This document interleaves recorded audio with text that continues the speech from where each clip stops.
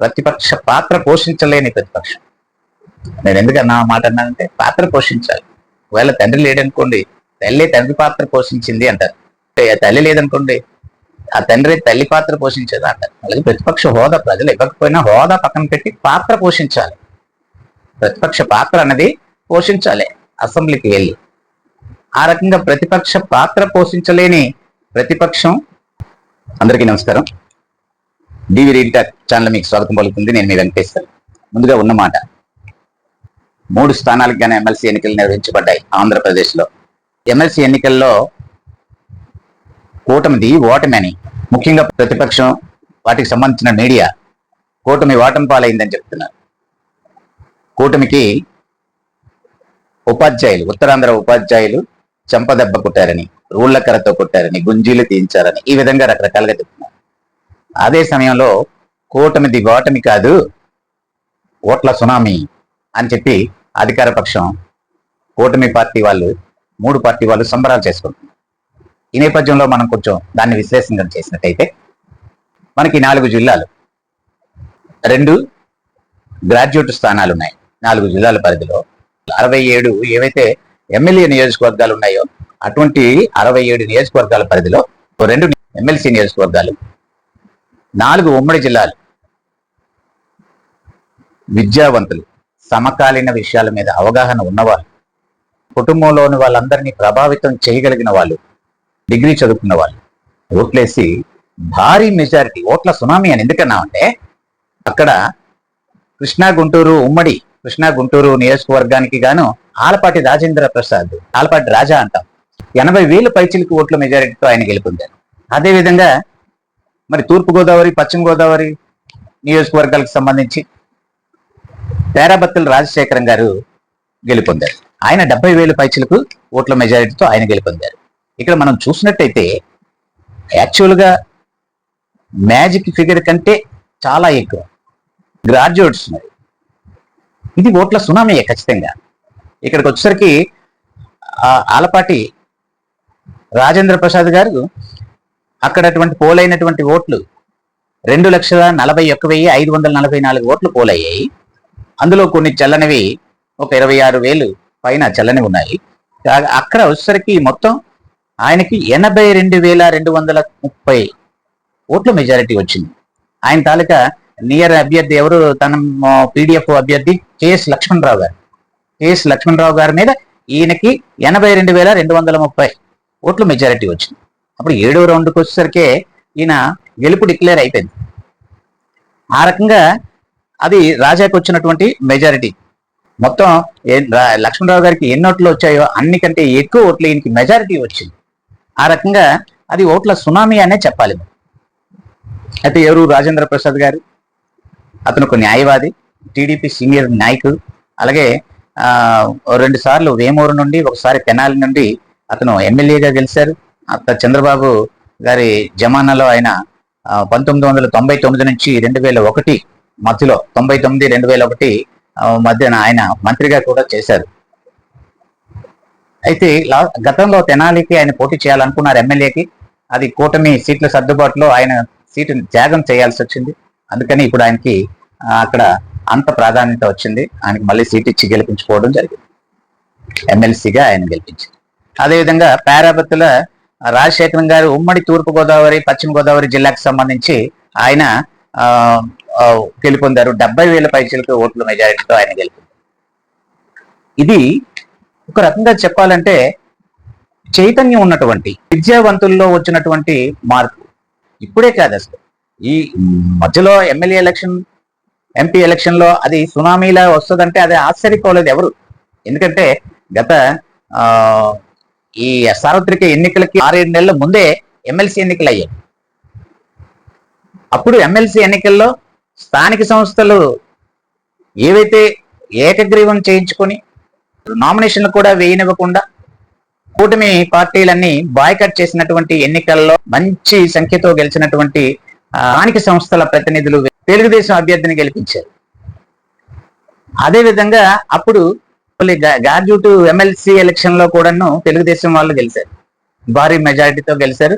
అప్పుడు ఆ ఓట్లు మావి కావు, మా ఓట్లు వేరేగా ఉన్నాయని చెప్పేసి సజ్జల రామకృష్ణారెడ్డి గారు స్టేట్మెంట్ ఇవ్వడం జరిగింది. మనం అంతా చూసాం, అది మర్చిపోలేరు. అటువంటి స్టేట్మెంట్లు గోల్డెన్ వర్డ్స్, అవి మళ్ళీ మళ్ళీ రావు. Golden words cannot be repeated అని చెప్పేసి మళ్ళీ ఆయన నోటంటే వస్తేనే అవి గోల్డెన్ వర్డ్స్.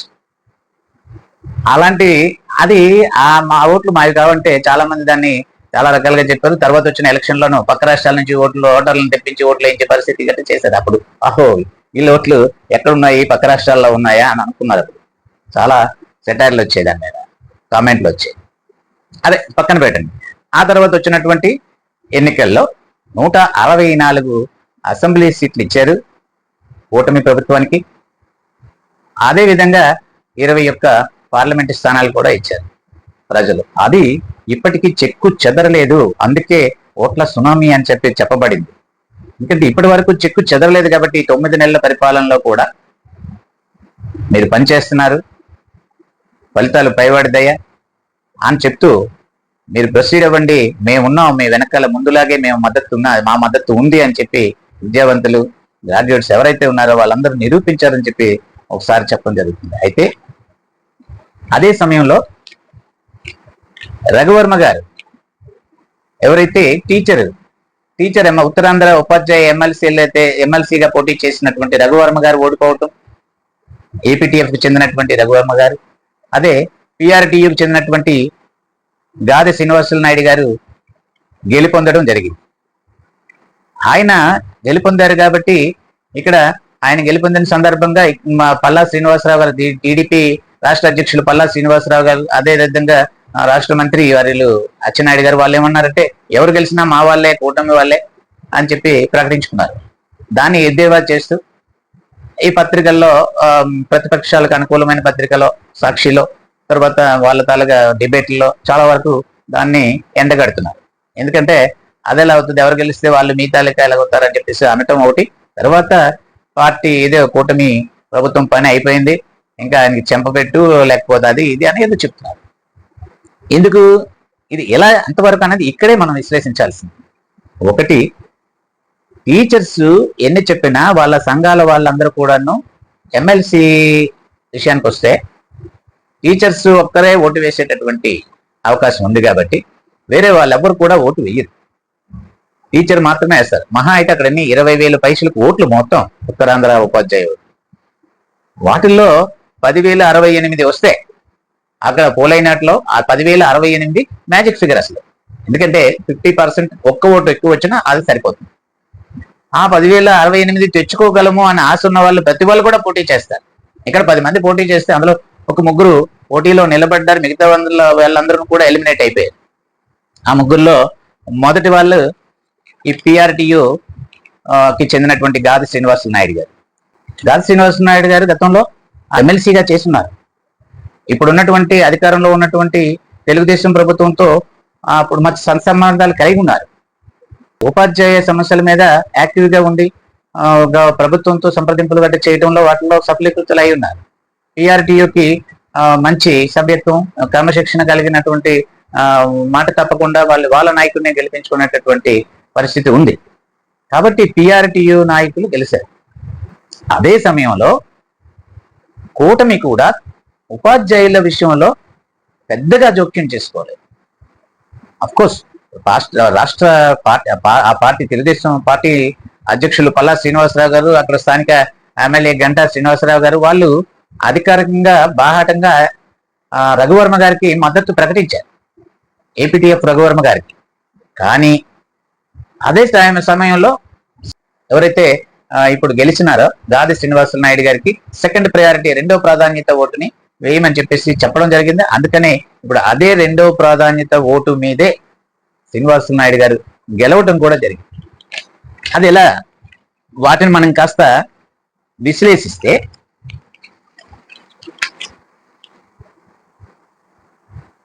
శ్రీనివాసులు నాయుడు గారికి మొదటి ప్రాధాన్యత ఓట్లు 7,210 వచ్చాయి. ఎన్ని రావాలి యాక్చువల్గా?